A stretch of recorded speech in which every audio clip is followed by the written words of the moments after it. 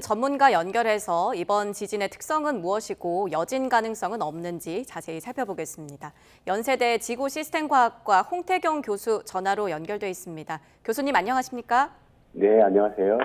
네, 꽤나 큰 지진이 발생을 했습니다. 규모 3.5, 또 4.1의 지진까지 연달아 발생을 했는데 지진 발생 현황부터 먼저 좀 짚어주시죠.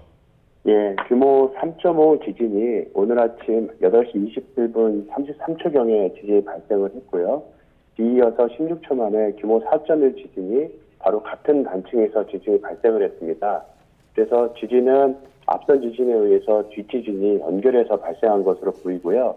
이 단층면이 어느 정도인지는 아직 판단이 안 되지만 이 단층면의 크기에 따라서는 추가적인 큰 지진 혹은 그보다 작은 여진들이 뒤따를 가능성이 아주 높은 것으로 판단되고 있습니다. 예, 아직까지 조사를 하고 있기는 한데 어떤 단층에서 발생한 지진인지 추측이 가능한가요? 네, 단층의 이름이라던가 단층의 특성에 대해서는 아직까지 알려지지 않고 있습니다. 왜냐하면 지표에는 수많은 단층들이 확인되고 있고 조사가 되었지만은 현재 한반도에서 발생하는 많은 지진들이 지표에서 확인되는 단층과는 상관없는 곳에서 발생을 많이 하고 있고요. 이번 지진 같은 경우도 지표에 있는 단층과는 크게 연관성이 없는 지진으로 판단하고 있습니다. 특히 이제 충북 괴산 지역 같은 경우에는 과거에 지진 발생 빈도가 높지 않은 지역으로서 이 하부 지역에 이렇게 지진을 유발하는 단층이 있었는지 확인이 아직 되지 않은 상태였거든요. 그래서 향후에 어떤 그 정도의 규모의 지진이 발생할지 판단하기에 아직 어려움이 있고요. 하지만 지금까지 분석한 결과에 의하면은 북북동 남남서 방향으로 발달한 단층에서 주양 이동 움직임을 보이면서 발달한 지진으로 판단이 되고 있고 이 지진의 깊이는 한 대략 12km 지하에서 발생한 것으로 판단하고 있습니다.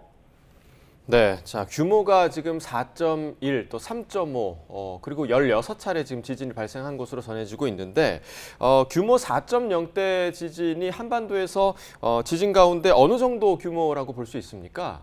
네, 4.0이 내륙에서 발생한 사례는 1978년 이후 기록으로 보더라도 많지는 않은데요. 특별히 2016년 이후에서만 따져보면 한반도와 이 연근해에서 발생한 규모 4.0 이상의 지진은 총 12차례 정도 됩니다. 그래서 이 12차례 지진 가운데 하나이기 때문에 굉장히 우리나라에서 발생한 지진 가운데서는 비교적 큰 지진이라 할 수 있고요. 특히 내륙에서 지진이 발생하게 되면은 이 지진동 효과가 사람이 살고 있는 도시나 이 마을에 바로 전달이 되기 때문에 사람들이 받는 피해라든가 그 근심과 걱정이 다 커지는 지진들로 분류가 되기 때문에 보다 더 그 충격이 크다고 할 수 있습니다. 예, 이번 지진이 규모가 4.1입니다.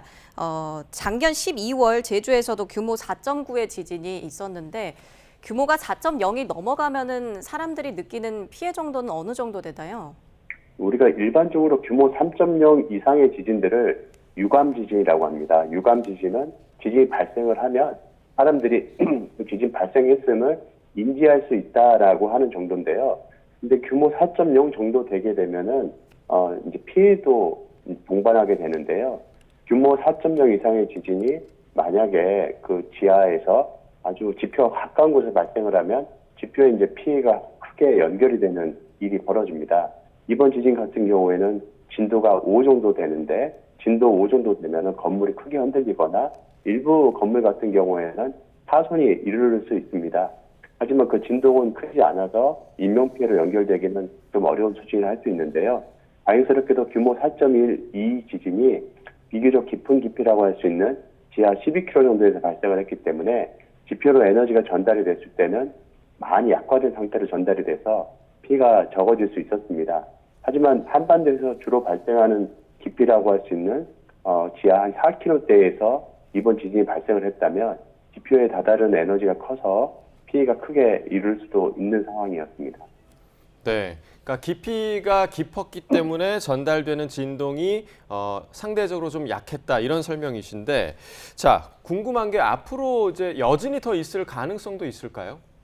네, 여진은 이미 뒤따르고 있을 거라고 판단이 되는데요. 예. 중요한 거는 이번 지진보다 더 큰 지진 혹은 여기에 상응하는 정도의 지진이 발생할 것이냐 하는 것이 중요한데요.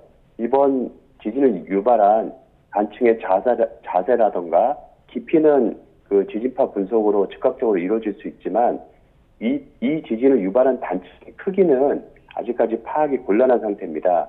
이 다리 쪼개지지 않은 단층면이 있다거나 응력이 누적된 단층면이 존재한다면 추가적인 큰 지진이 발생을 할 수 있는데요.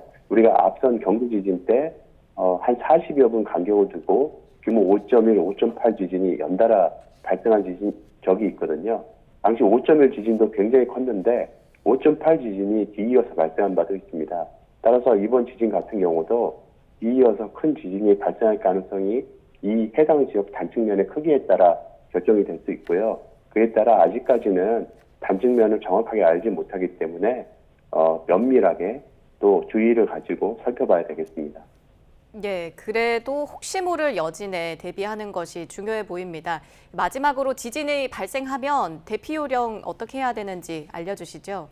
네, 지진이 발생하게 되면 사람들은 매우 당황하게 되는데요.